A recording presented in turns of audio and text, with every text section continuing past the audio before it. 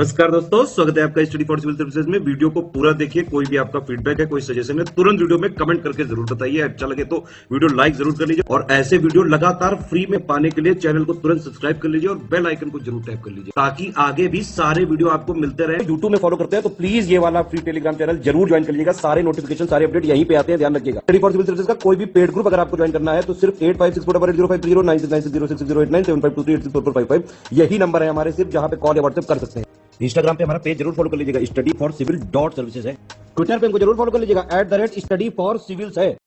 नमस्कार दोस्तों, एक बार फिर से आपका बहुत बहुत स्वागत है स्टडी फॉर सिविल सर्विसेज में। और मैं एसके त्रिपाठी आज आप सभी के साथ जो हमारी daily current affairs news analysis की सीरीज है उसको यहां पर बाइलिंगुअल मैनर में कंटिन्यू करूंगा, कवर करूंगा। और जैसा कि आप लोग स्क्रीन में देख पा रहे होंगे कि ये जो आर्टिकल्स है गवर्नमेंट की सारी लीडिंग वेबसाइट से और जो लीडिंग न्यूज़पेपर से वहां से कलेक्ट किए जाते हैं, फिर आप लोगों को यहां पर उपलब्ध कराए जाते हैं, जो आप लोगों के लिए स्पेशली फॉर यूपीएससी सीएससी, उसके साथ ही जो आपके स्टेट पीसीएस के एग्जामिनेशंस होते हैं उनके लिए प्रीलिम्स और मेंस दोनों ही दृष्टिकोण से बहुत ही ज्यादा लाभदायी सिद्ध होगी ये सीरीज। तो आप लोग इस सीरीज को कंटिन्यूअस देखें, सतत रूप से देखें और इसका महत्तम लाभ भी अर्जित करें। साथ ही दोस्तों, अगर आपने इस वीडियो में 10,000 लाइक्स का टारगेट कंप्लीट किया तो आप लोगों को जो इसकी पीडीएफ है फ्री ऑफ कॉस्ट हमारे टेलीग्राम के चैनल पर उपलब्ध कराई जाएगी। उसके लिए आप हमारा टेलीग्राम का चैनल जरूर ज्वाइन कर ले, साथ ही जो हमारा इंस्टा का पेज है उसको भी जरूर फॉलो कर ले और साथ बनाए रखें, कमेंट करके मोटिवेट करें। जो क्वेश्चंस मैं यहां पर आपके सामने रखता हूं, पूछता हूं, उसका जो है जवाब जरूर दिया करिए, उसी से हमारी पूरी टीम को मोटिवेशन मिलता है। तो आइए देखेंगे कि इन टॉपिक्स को देखने जा रहे हैं हम लोग आज।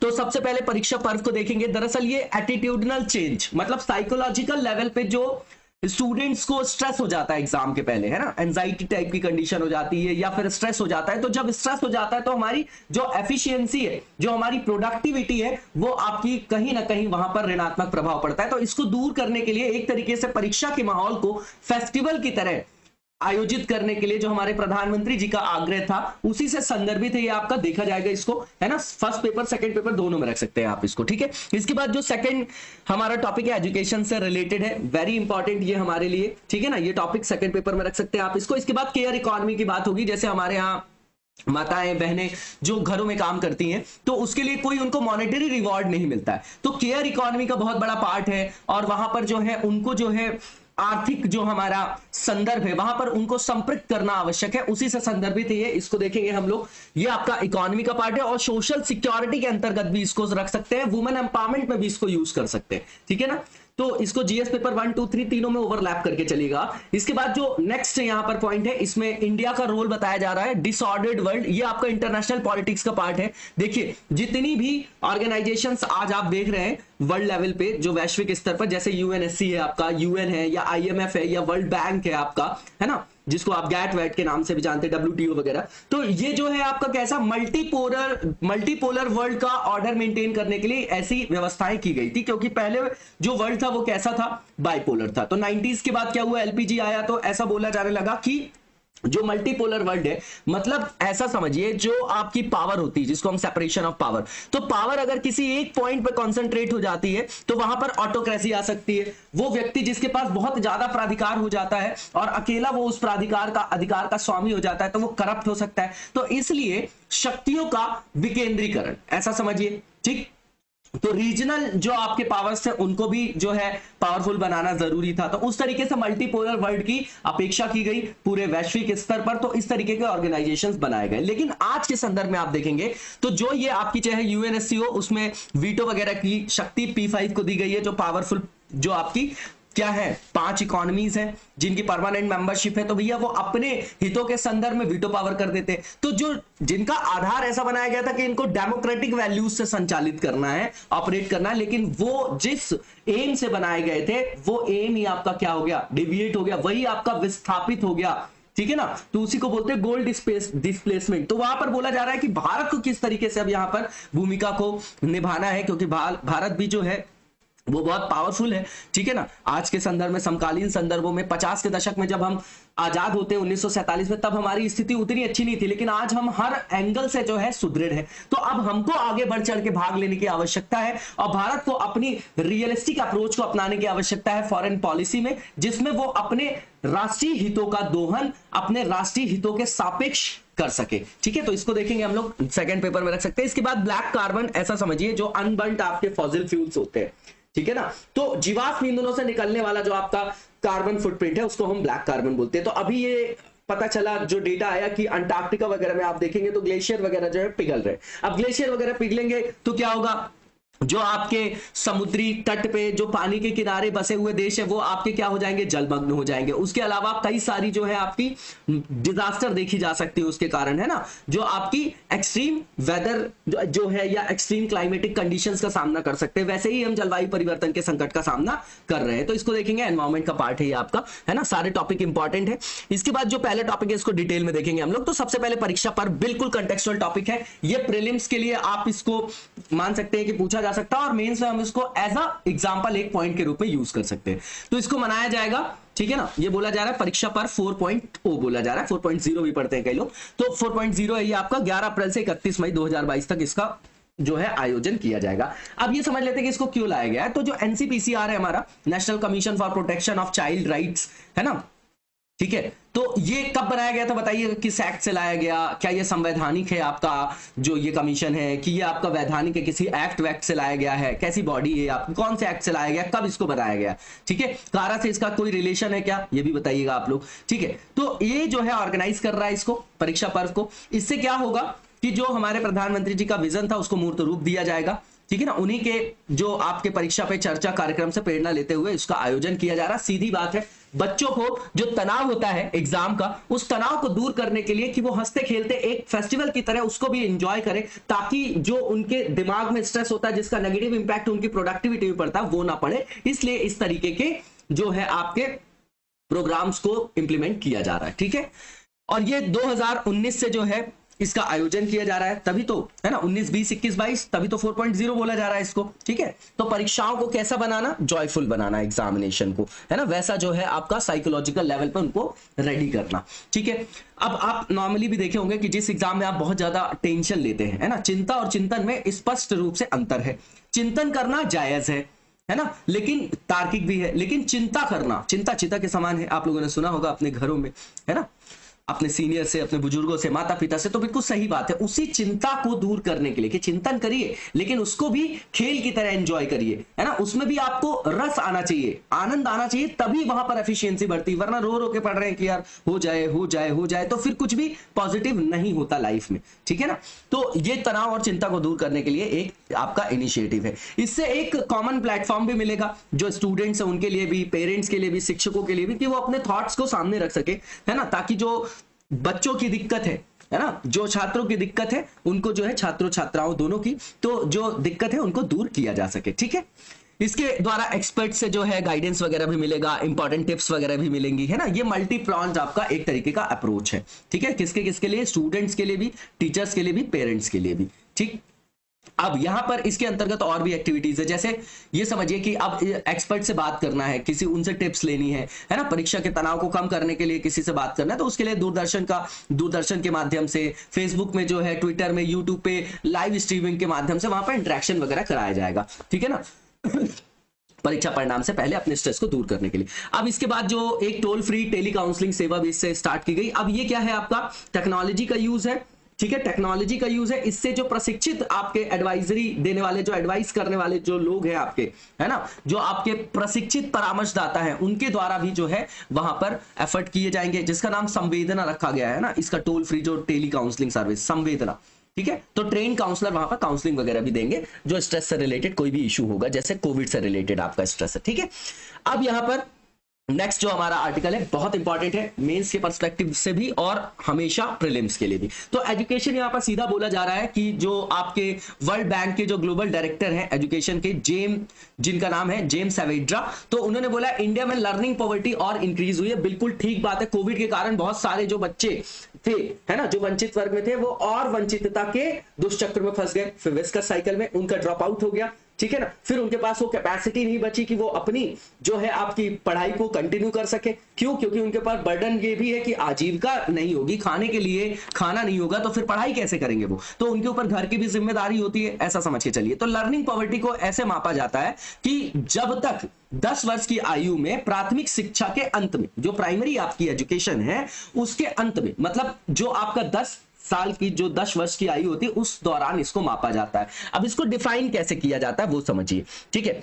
इसको डिफाइन किया जाता है, जो परसेंटेज है 10 ईयर ओल्ड जो भी आपके बच्चे हैं, है ना, जो नहीं पढ़ सकते और सिंपल कहानी को भी नहीं समझ सकते, मतलब उनको किसी भी तरीके की शिक्षा नहीं प्रदान की गई, ऐसा समझ सकते हैं आप इसको। इसके बाद इसमें जो इंडिकेटर्स है वो कंबाइन करता है स्कूलिंग को भी, इसके साथ साथ लर्निंग को भी, इसको फोकस किया जा रहा है हमारी न्यू एजुकेशन पॉलिसी में, समझ रहे हैं आप लोग।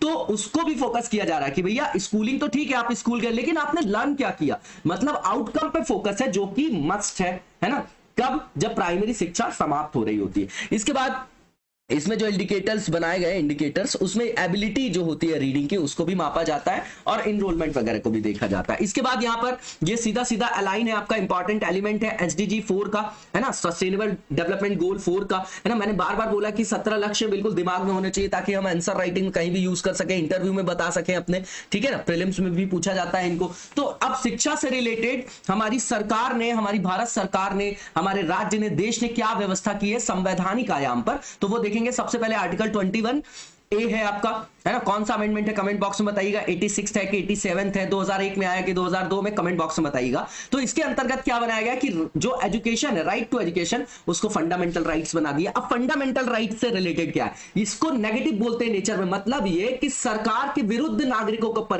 जो मिले हुए अधिकार हैं, अगर ऐसे अधिकार उनको मुहैया नहीं कराए जाते या उनके जो अधिकार है उनका हनन करे सरकार, तो उसके खिलाफ डायरेक्टली हम सुप्रीम कोर्ट को अप्रोच कर सकते हैं आर्टिकल 32 के अंतर्गत, और हाई कोर्ट को कर सकते हैं 226 के अंतर्गत। सीधी बात समझ में आई, इसलिए फंडामेंटल राइट्स में इसको रख दिया गया कि भैया 6 से 14 वर्ष के बीच के जो बालक बालिकाएं हैं, जो बच्चे हैं, उनको अनिवार्य रूप से शिक्षा से संदर्भित सभी सुविधाएं दी जाएंगी, ठीक। उसके बाद आर्टिकल 15, मैंने बार बार बोला RRCSP, कहने का मतलब क्या, रेस, रिलीजन, कास्ट, सेक्स और प्लेस ऑफ बर्थ, इसके आधार पर किसी के साथ जो भेदभाव नहीं किया जाएगा। तो इसमें एक बेसिस जेंडर भी है, तो जेंडर के बिहाफ पे, जेंडर के बेसिस पे कोई डिस्क्रिमिनेशन शिक्षा में नहीं किया जाएगा। अब उसके बाद आर्टिकल 25 से 28 के बीच में देखेंगे तो वहां पर फंडामेंटल राइट्स कैसा है कि वहां पर रिलीजियस एजुकेशन वगैरह की बात की गई है कुछ विशेषीकृत संस्थानों में। इसके बाद माइनॉरिटी एजुकेशन की बात करेंगे तो आर्टिकल 29 है। आर्टिकल 46 की बात करेंगे तो SC ST के लिए एजुकेशन की बात की गई है, वीकर सेक्शन के लिए, वल्नरेबल ग्रुप्स के लिए, ये डीपीएसपी में आ गए हम लोग। फिर डीपीएसपी में आर्टिकल 51A है, उसमें पेरेंट्स की रिस्पांसिबिलिटी को एंश्योर किया गया, उनकी अकाउंटेबिलिटी को वहां पर एंश्योर किया गया कि भैया आप जो है शिक्षा अपेक्षित रूप से बच्चों को उचित शिक्षा प्रदान करें, ठीक। उसके बाद आर्टिकल 350A में यह बताया गया कि जो प्राथमिक स्तर पर, प्राइमरी लेवल पे बच्चों को जो शिक्षा दी जाती है वो मातृभाषा में दीजिए। आप चाइना को कोट कर सकते हैं, यहां पर, वहां पर इंजीनियरिंग है, मेडिकल, वहां पर मैंडरिन में उनकी लोकल लैंग्वेज मातृभाषा में सिखाया जाता है, इसलिए उनकी प्रोडक्टिविटी ज्यादा है। हमारे यहाँ क्या है कि अगर कोई हिंदी बोल रहा है तो उसको हम अंडर एस्टिमेट कर देते हैं, इसको अदरवाइज मत लीजिएगा, है ना। किसी भी चीज को अपने ऊपर लेके एक तरफा कभी भी कंक्लूजन मत करिएगा। मैं आप लोगों से जब बात करता हूं तो मैं यही मान के करता हूं कि आप एक सिविल सर्वेंट है, तो आपका जो विजन होना चाहिए, कैसा होना चाहिए, उसमें आपको होलिस्टिक अप्रोच में देखना है कि क्या हम ऐसा नहीं देखते कि अगर हमको हिंदी आती और इंग्लिश नहीं आती तो क्या हम हीन भावना से ग्रसित नहीं होते।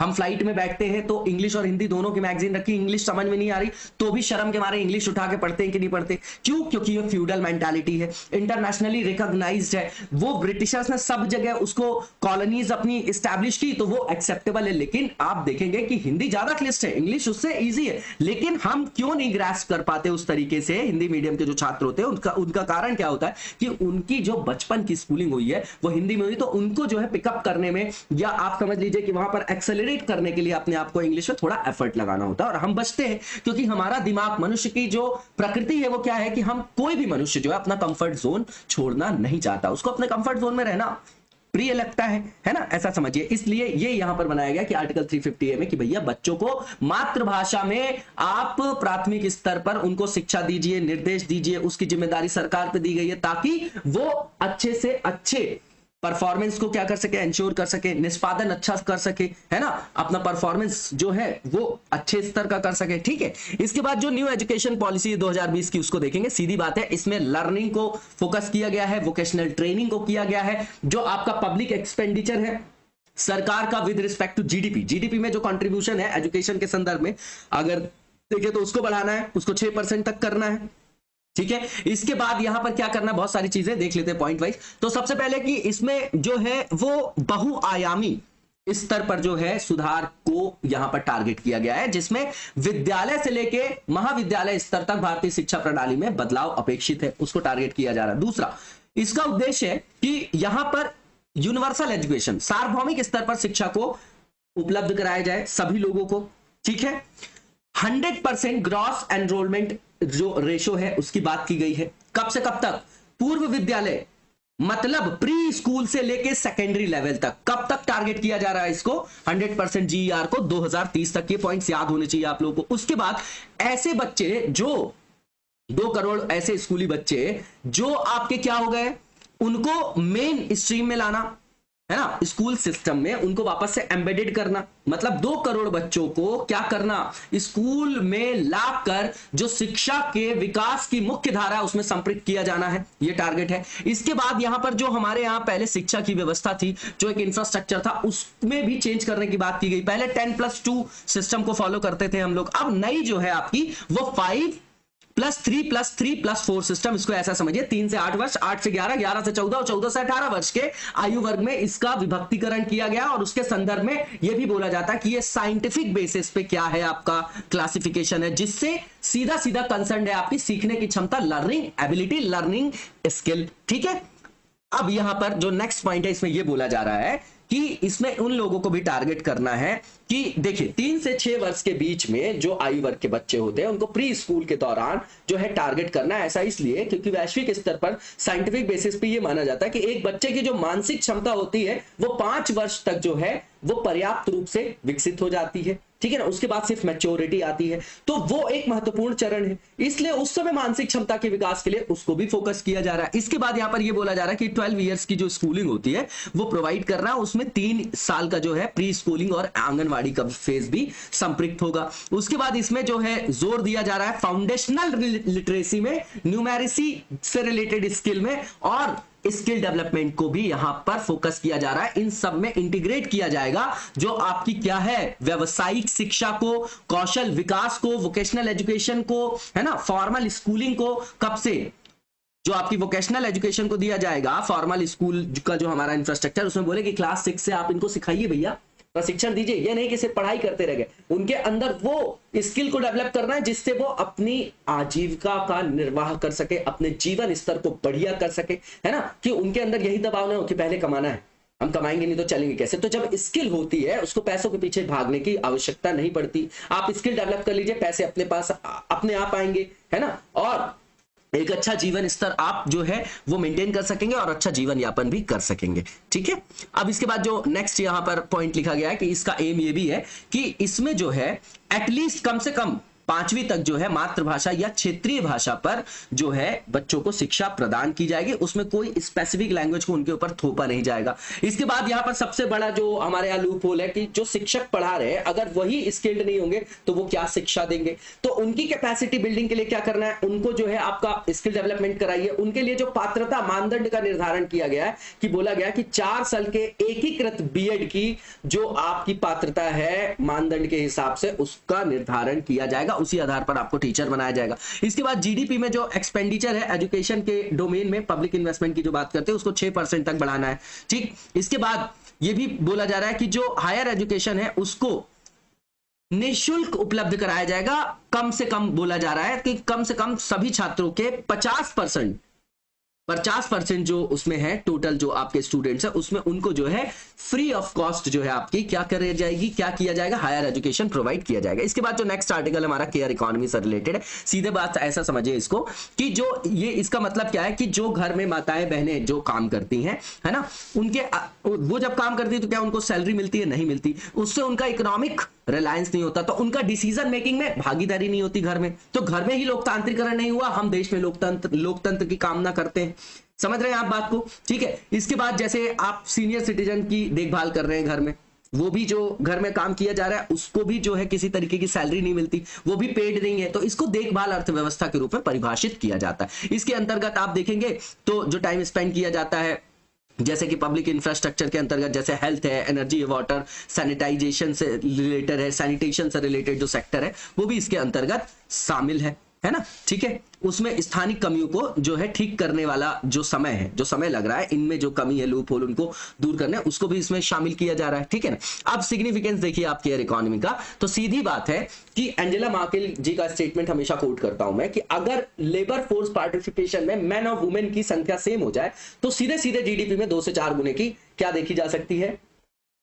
इंक्रीमेंट देखा जा सकता है। वही यहां पर बताया जा रहा है कि भैया महिलाओं का श्रम शक्ति भागीदारी में, उनकी जो भागीदारी श्रम शक्ति में, उसको बढ़ाना है। यह अर्थव्यवस्था के समुचित और समग्र विकास के लिए आवश्यक भी है। ठीक है ना? केयर इकोनॉमी का इंपॉर्टेंस बता रहे हैं। इसके बाद जो एसडीजी गोल नंबर 8 है उसको भी प्राप्त करने में यह हेल्पफुल है। ठीक है ना? इसको बताइए कमेंट बॉक्स में क्या है ये, है ना? गोल जो एसडीजी गोल नंबर 8 है आपका। ठीक। इसके बाद आप देखेंगे तो भारतीय अर्थव्यवस्था की जो प्रकृति है वो, अगर आप परसेंटेज वाइज देखेंगे, मैक्सिमम लोग जो है इनफॉर्मल सेक्टर में, अनौपचारिक बोलते हैं, लगभग 86% जो है वो लोग जो है अनौपचारिक या संगठित क्षेत्र में काम करते हैं, 80% से ज्यादा बोलते हैं, ऐसा डेटा है। ठीक है। तो उनको कोई सोशल सिक्योरिटी प्राप्त नहीं होती, तो पीएफ नहीं मिलता है ना? कोई हेल्थ से रिलेटेड कोई बेनिफिट नहीं है, तो भैया उससे क्या होते हैं कि बार बार जो है गरीबी के दुष्चक्र में फंस जाते हैं। ठीक है। तो उनके लिए जो कार्य करने की परिस्थितियां होती हैं वो भी जो है अमानवीय तरीके से रहती है, इनका शोषण होता है। ठीक है। तो अगर केयर इकोनॉमी को फोकस करेंगे हम लोग तो यहां से जो हमारी अर्थव्यवस्था की संरचना है उसके औपचारिक होने की भी उम्मीद है। इसके बाद महिलाओं को अगर यहां पर पेड कर दिया जाए या उनको कुछ मॉनेटरी टर्म्स में उनको दिया जाए देखभाल अर्थव्यवस्था के अंतर्गत जो आपकी क्रियाकलाप होते हैं, तो उससे क्या होगा? उनकी आर्थिक स्थिति संपन्न होगी, उससे उनकी समाज में भी स्थिति सुदृढ़ होगी, उनको डिसीजन मेकिंग में शामिल किया जाने लगेगा, तो उससे जेंडर बायस्ड जो हमारी सोच है उससे भी हमको क्या होगा?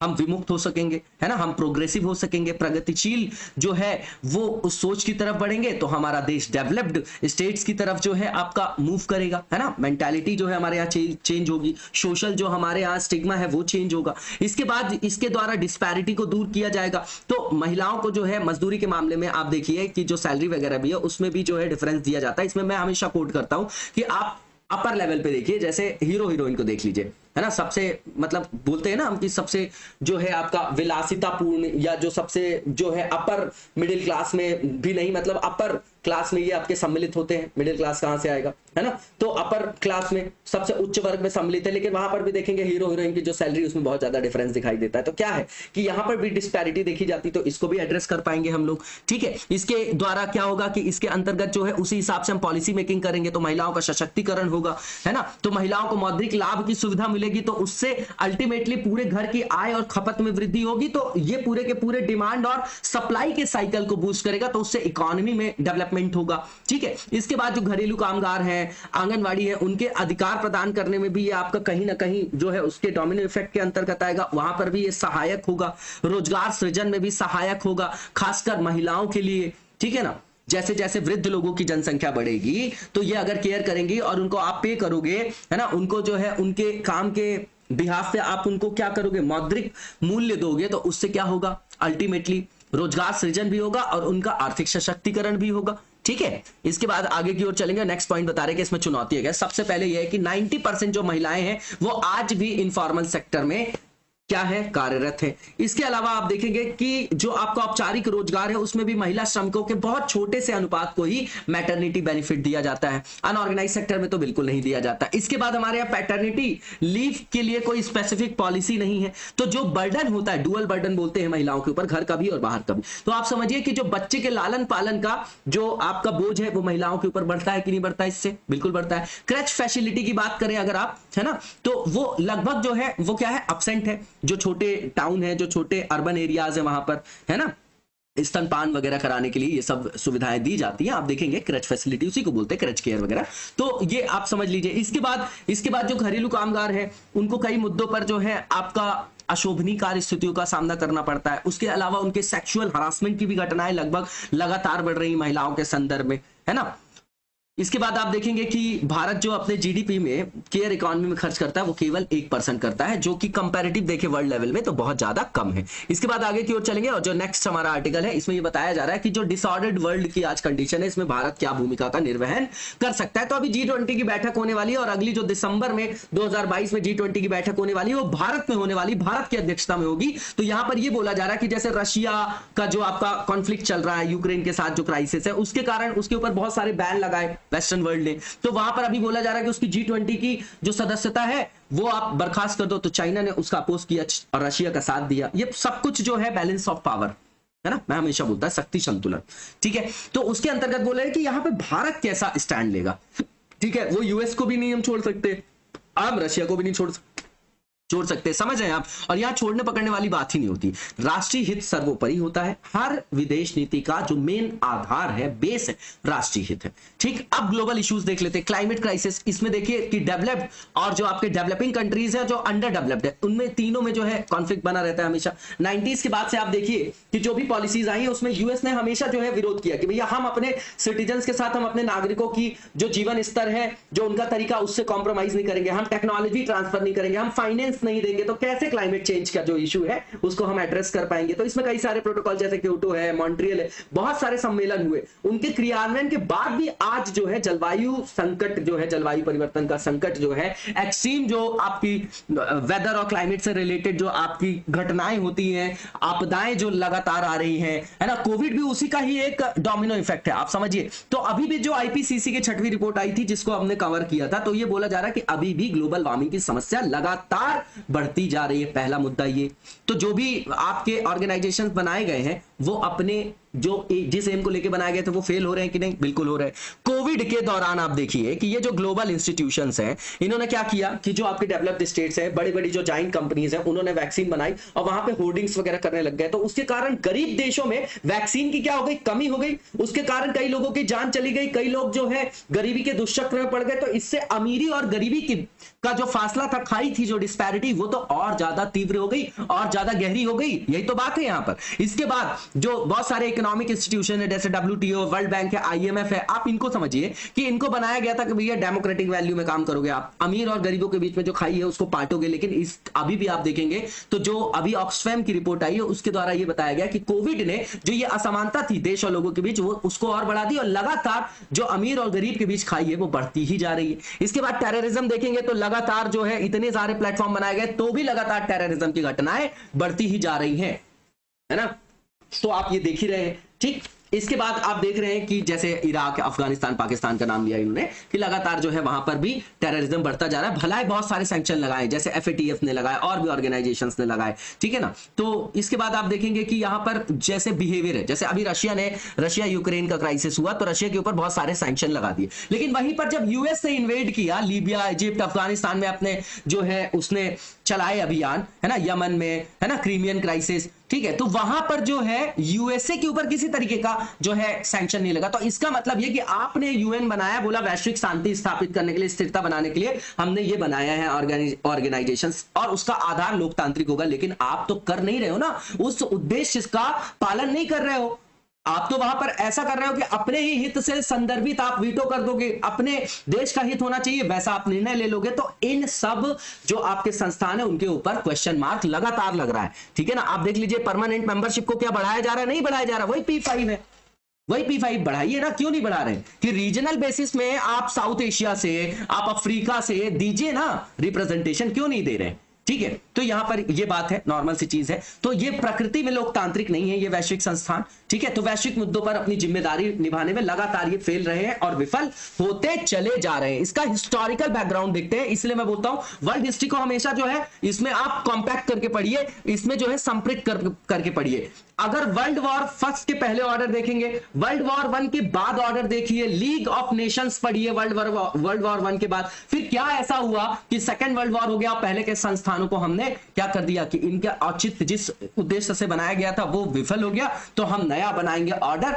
और अब देखिए कि पोस्ट वर्ल्ड वॉर 2 के बाद जो है कोल्ड वॉर का एरा आता है, UN वगैरह बनता है, तो वहां पर हथियारों की जो है होड़ भी लगती है, शस्त्रों की, जो आपके अंतरिक्ष में से रिलेटेड जो आपके प्रोग्राम थे उसमें भी होड़ लगती। तो वहां पर 2 थे, बाइपोलर वर्ल्ड था हमारा, एक तरफ था कैपिटलिस्ट, एक तरफ था सोशलिस्ट एक तरफ था, यूएसए एक तरफ था यूएसएसआर। अब 90 में जाके यूएसएसआर का डिसइंटीग्रेशन हो जाता है, तो फिर क्या बन जाता है, केवल और केवल ऐसा माना जाता है कि कैपिटलिस्ट जो आपकी थ्योरी है, जो कैपिटलिस्ट आपकी एक अप्रोच है, वही वर्ल्ड में प्रिवेल कर रही है, तो यूएसए ही राजा है। लेकिन धीरे धीरे रीजनल पावर्स भी जो है आपकी क्या होती है, पावरफुल हो जाती है, और ऐसा बोला जाता है कि अब मल्टीपोलर वर्ल्ड बनता चला जा रहा है। ठीक है, तो यहां पर पृष्ठभूमि देख लेते हैं। यूएन है, गैट है, ठीक है ना, आईएमएफ है, गैट है, डब्ल्यूटीओ जिसको बोलते हैं, तो इनको बनाया गया था कि भैया गरीबी कम कर दोगे, असमानता कम कर दोगे, लेकिन अभी भी लगातार ये तो बढ़ती जा रही है। ठीक है ना।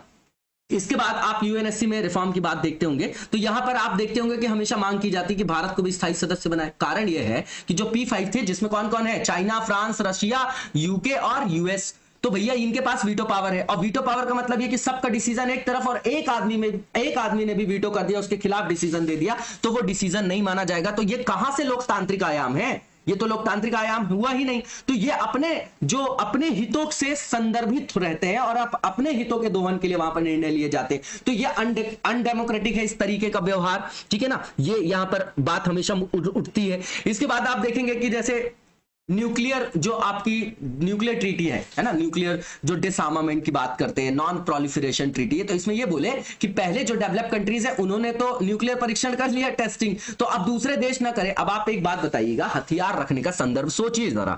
अब अभी भारत के पास न्यूक्लियर वेपन है, अगर नहीं होता न्यूक्लियर वेपन और चाइना के पास होता, तो क्या वो हमारी बात सुनता? नहीं सुनता। लेकिन अभी क्यों सुन रहा है? अब क्यों बोलते हैं सब लोग कि वर्ल्ड वॉर नहीं होगा? वर्ल्ड वॉर इसलिए नहीं होगा, वर्ल्ड वॉर सेकंड में इसलिए न्यूक्लियर अटैक किया था यूएस ने, क्योंकि सभी देशों के पास नहीं था। आज कर देगा, अगर कोई एक देश अगर न्यूक्लियर अटैक करता है और दूसरा कोई करता है, तो इतनी हेवी टेक्नोलॉजी की आपकी मिसाइल्स हैं, वेपन्स हैं, जैसे आईसीबीएम हो गया आपका, बहुत सारी जो मिसाइल्स हैं कि भैया इंडिया से चलाए तो यूरोप तक खत्म हो जाएगा, यूरोप ने चलाए तो यहां आपका जापान तक खत्म हो जाएगा, है ना, तो पूरा विश्व समाप्त हो सकता है। तो वो एक तरीके से डेटरेंस का काम करता है, भय का काम करता है ना। ठीक है, तो नॉन प्रोलिफरेशन ट्रीटी ये लोग लाए, तो बोले कि असमानता के सिद्धांत पे, इसीलिए भारत ने परीक्षण किया 74 में भी और 98 में भी। हमारे ऊपर बहुत सैंक्शन लगे, लेकिन सैंक्शन हट गया। आज हम कम से कम सुरक्षा के दृष्टिकोण से खुद के ऊपर जो है आत्मनिर्भर तो है। ठीक है, ऐसा समझिएगा। इसके बाद जो वर्ल्ड बैंक है, आईएमएफ है, बहुत सारे जो आपके इंस्टीट्यूशंस हैं जो आपके फाइनेंशियल एस्पेक्ट में बनाए गए हैं, फाइनेंशियल बेसिस पे, वहां पर ये बोला गया कि जो मेंबरशिप रहेगी तो वो उनके कंट्रीब्यूशन से डिसाइड होगी कि भैया वो कितना कंट्रीब्यूशन कर रहे हैं। तो ये तो फ्यूडल माइंडसेट है, अनडेमोक्रेटिक है कि जिसके पास जितना पैसा होगा तो पैसे के हिसाब से आपको वहां पर पहचान मिल रही है। तो कहीं ना कहीं पूंजीवादी सोच को ये क्या आपके नहीं दिखा रहा है? दिखा रहा है, और ये हमारे समाज में घर बाहर सब जगह देखने को मिल रहा है। आप इसको फोकस होकर देखेंगे तो आप बिल्कुल देख पाएंगे इसको मूर्त रूप पर।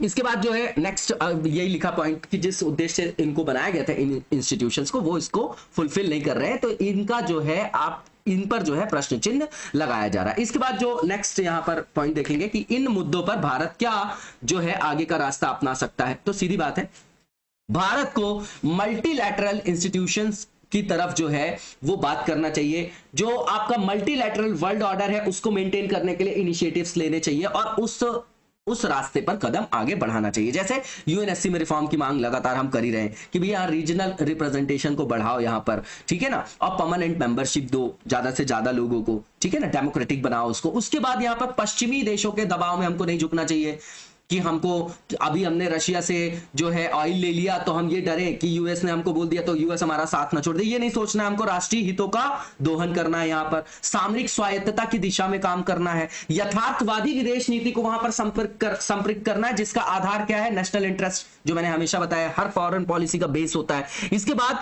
दुनिया में जो आपका असमानता और गरीबी बढ़ रही है उसको एड्रेस करने के लिए दक्षिण सहयोग को हमको क्या करना चाहिए? मोबिलाइज करना चाहिए, ठीक है, जिससे जो शक्ति संतुलन है उसको हम तार्किक रूप से बैलेंस कर सके। बहुध्रुवीय जो आपका दुनिया का जो आप व्यवस्था है उसको हम क्या कर सके? सुनिश्चित कर सके, एंश्योर कर सके। इसके बाद हमको सॉफ्ट डिप्लोमेटिक स्किल्स को यूज करना चाहिए, जैसे कल्चरल इंटरेक्शन हो गया, पीपल टू पीपल कॉन्टैक्ट हो गया, इंफ्रास्ट्रक्चर सपोर्ट हो गया, मेडिकल सपोर्ट हो गया, है ना, कहां पर? अफ्रीकन देशों के साथ साथ लैटिन अमेरिका कंट्रीज के साथ। जो देश आपके आप देखेंगे कि आप लैटिट्यूड वाइज देखिए कि जो डेवलप्ड कंट्रीज हैं क्या वो आपके टेम्परेट लैटिट्यूड में नहीं है? जो ट्रॉपिकल एरियाज में है जो आपकी कंट्रीज वो क्या अंडर डेवलप्ड या डेवलपिंग फेज में नहीं है? और यही कंट्रीज क्या आपकी उपनिवेश का शिकार नहीं हुई थी? हुई थी ना, तो उन्हीं के साथ मिलके जो हमको इस तरीके की सॉफ्ट जो डिप्लोमेटिक स्किल्स है उनको मोबिलाइज करने की आवश्यकता है। ठीक है, इसके बाद जो नेक्स्ट हमारा आर्टिकल है, बिल्कुल छोटा सा आर्टिकल, इंपॉर्टेंट है और काफी पुराना भी है। ब्लैक कार्बन है, अंटार्कटिका में लगातार जो है आइस मेल्ट हो रही है, स्नो मेल्ट हो रहा है, तो उसके बारे में बता रहे हैं कि भैया ह्यूमन का जो आपका प्रेजेंस है वहां पर, मानवों की जो उपस्थिति, उसके कारण वहां पर जो बर्फ की पिघलने की गति वो तेज हो गई है। अब समझिएगा ये की फाइंडिंग्स बता रहे हैं, इसमें क्या है, तो ब्लैक कार्बन का कॉन्सेंट्रेशन लगातार ज्यादा होता जा रहा है, बढ़ता जा रहा है ना, रिसर्च स्टेशंस के आसपास बोला जा रहा है। ठीक है ना, और महाद्वीपों के जो अन्य भागों की तुलना में जो है यहां पे काफी ज्यादा इसकी सांद्रता देखी जा रही है। ठीक, अब समझिएगा कि जो ब्लैक कार्बन है वो इंपैक्ट कैसे करता है, तो भैया आइस कवर कम हो जाएगा। ठीक, आइस कवर कम हो जाएगा तो वहां ओवरऑल जो वहां का एनवायरमेंट है, जो इकोसिस्टम है, जो बायोडायवर्सिटी, उस पर नेगेटिव इंपैक्ट डालेगा। ठीक है, फिर प्राकृतिक आपदाओं को भी बढ़ाएगा। ठीक है ना, इसका संदर्भ किससे है कि जो ब्लैक कार्बन फुटप्रिंट है वो किससे बढ़ रहा है अंटार्कटिका में, तो सीधी बात है व्हीकल वेसल्स की यूज से, एरोप्लेन के जो आपका फ्यूल होता है उससे, डीजल पावर प्लांट से, जनरेटर से, हेलीकॉप्टर से, ट्रक से, तो ये आपके मेजर सोर्सेज हैं किसके, ब्लैक कार्बन के। मैंने आपको पहले ही बताया कि ब्लैक कार्बन क्या है, तो ये एक कंपोनेंट है। कैसा कंपोनेंट है, जो आपका निकलता है, जिसका उत्सर्जन होता है किसके द्वारा, तो अपूर्ण दहन किसका, फॉसिल फ्यूल्स का, बायोफ्यूल्स का और बायोमास का। ठीक है ना, केमिकली इसको कंपोनेंट मान सकते हैं आप, पार्टिकुलेट मैटर जो आप देखते हैं 2.5। ठीक है, इसके बाद जो है आप देख सकते हैं कि ये एक तरीके का एरोसोल भी है जो गैसों का उत्सर्जन करता है। ठीक है ना, डीजल इंजन वगैरह आप देखते हैं, या कोल फायर्ड पावर प्लांट होता है जो, और भी जो आपके सोर्सेज होते हैं जहां पर फॉसिल फ्यूल को बर्न किया जाता है, जहां पर उनका जीवाश्म ईंधनों का दहन किया जाता है। ये शॉर्ट लिव्ड आपके संदूषक है, प्रदूषक है, पॉल्यूटेंट है ना। और ये समझ लीजिए कि ग्लोबल वार्मिंग में कार्बन डाइऑक्साइड के बाद इनका दूसरा सबसे ज्यादा क्या है, योगदान है, सेकंड लार्जेस्ट कंट्रीब्यूटर है आपके ग्लोबल वार्मिंग के लिए। इसके बाद जो नेक्स्ट यहां पर इनका इंपैक्ट बता रहा है, तो इंपैक्ट आप अपने से समझ सकते हैं, ग्लोबल वार्मिंग को ये और ज्यादा बढ़ा रहा है, जो हमारे लिए सबसे बड़ी समस्या है ना। ठीक है, कैसे कि ये एब्जॉर्ब कर लेता है ना, अर्थ जो है एब्जॉर्ब कर लेती है इंसोलेशन को और हीट करती है एटमॉस्फेयर को, वही ग्रीन हाउस इफेक्ट बता रहे हैं। ठीक है, और ये रिड्यूस करता है एल्बिडो को रिड्यूस कर देता है। ठीक है ना, तो ये जो है स्नो, आइस, इन सबको जो है कम करता है। इसके बाद आप समझिए कि जो ये आपका विद्यमान रहता है एटमॉस्फेयर में, तो ये बोला जा रहा है कि कुछ दिनों से लेकर हफ्तों तक विद्यमान रहता है। इसकी जो आपकी इंटेंसिटी बता रहे हैं, कार्बन डाइऑक्साइड के कंपैरिजन में सबकी इंटेंसिटी बताई जाती है, तो ब्लैक कार्बन की जो इंटेंसिटी है ग्लोबल वार्मिंग इफेक्ट में, तो 1500 गुना ज्यादा है as compare to carbon dioxide. और आईपीसीसी की जो 6वीं रिपोर्ट है, इसमें यह बोला जा रहा है कि अगर हमने ब्लैक कार्बन को कम कर लिया तो ये सबसे इजीएस्ट वे है जो हमारी ग्लोबल वार्मिंग को कम कर सकता है। वैश्विक तापन के संदर्भ में जो हम टारगेट कर रहे हैं, तो उसको अचीव करने के लिए सबसे इजीएस्ट वे है कि ब्लैक कार्बन का जो आपका क्या है, ब्लैक कार्बन की जो उपस्थिति है, जो उसका उत्सर्जन है, उसको कम किया जा सके। इसके बाद आप देखिए यहां पर यह भी बोला जा रहा है कि ग्लेशियर अगर पिघलेगा तो होगा क्या, जैसे आपके जो द्वीपीय देश हैं, ठीक है ना, जो द्वीपीय देश है वो आपके जलमग्न हो जाएंगे, अचानक बाढ़ आएगी, भूस्खलन होता है, मृदा अपरदन होता है, हिमनद झील वगैरह फट जाती है, उसके कारण भी बाढ़ आ सकती है। तो ये सब जो है आपके वो प्राकृतिक आपदाओं का सामना हमको करना पड़ सकता है। आगे का रास्ता क्या है, सीधी बात है कि वहां पर ब्लैक कार्बन के उत्सर्जन को कम करना, अंटार्कटिका में वहां पर जो आपके समुद्री जहाज वगैरह हैं उनसे उत्सर्जन को कम करना, नियंत्रित करना। उसके बाद जो आपके एक्सीडेंट हो जाते हैं, जैसे स्पिल वगैरह हो जाता है, ऑयल स्पिल या लीकेज वगैरह हो जाता है, तो उसको मिटिगेट करना है। ठीक है, उसको मिटिगेट करने के लिए हमको इनोवेशंस करना है, नई नई टेक्नोलॉजी का यूज करना है। इसके बाद जो ब्लैक कार्बन उत्सर्जन उसको कम करने के लिए नए आप वाहनों के से संदर्भित नियम बनाइए कि वहां पर क्लीन एनर्जी को किस तरीके से हम जो है एम्बेडेड कर सकते हैं, उसका यूज कर सकते हैं, तो वैसे रूल्स और रेगुलेशंस को फॉलो करिए। उसके बाद जो अल्टरनेटिव एनर्जी एफिशिएंट जो भी एस्पेक्ट है उनको अपनाइए, जो स्मोक फ्री हो। ठीक है ना, तो इससे जो कोल एमिशन वगैरह को कम कर सकते हैं। ठीक है, कोल प्लांट वगैरह से जो आपका एमिशन होता है। इसके बाद क्लीनर फ्यूल्स को अडॉप्ट कर सकते हैं, वैसी टेक्नोलॉजी को। और यहां पर ये भी कर सकते हैं कि जो आपकी ब्रिक क्लिन्स होती है उनकी एफिशिएंसी को हमको बढ़ाना है ना, बढ़ा सकते हैं, उससे भी जो है हम इसको एड्रेस कर सकते हैं। इसके बाद जो नेक्स्ट फेज है हमारा एमसीक्यू से रिलेटेड है। सबसे पहले आपका वर्ल्ड चगास डे है, डिसीज डे है, वर्ल्ड चगास डिसीज डे है आपका। इसके बारे में स्टेटमेंट दिए गए हैं, बताना है कि कौन सा ट्रू है। तो पहला ये कि इसको मनाया जाता है 14 अप्रैल 2020 से, है ना, इसको ऑब्जर्व किया गया कब से, मतलब 14 अप्रैल 2020 से इसको मनाया जाने लगा। पहला स्टेटमेंट बिल्कुल ठीक है। दूसरा ये इसको जाना जाता है साइलेंट और साइलेंस्ड डिसीज के रूप में, ये भी ठीक है।